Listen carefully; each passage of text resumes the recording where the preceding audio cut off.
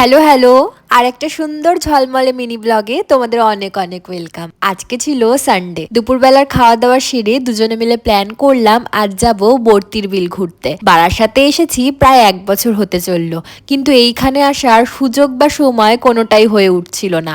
অনেক তো নাম শুনেছি, তাই ভাবলাম একবার ঘুরেই আসি। দুজনে বাইক নিয়ে বেরিয়ে পড়েছি। জায়গাটা সত্যি বলতে ভীষণই সুন্দর, কিন্তু যেহেতু এখন শীত পড়ে গেছে তাই জলটা অনেকটাই কমে গেছে। বর্ষাকালে যে এই রূপটা আরো বেশি সুন্দর হবে সেটা বোঝাই যাচ্ছিল।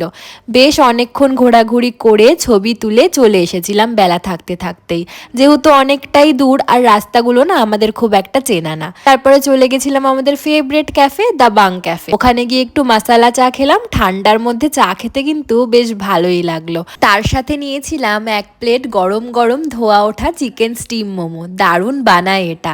খাওয়া দাওয়া সেরে বাড়ির পথে রওনা দিলাম। চলো আজ তবে আসি।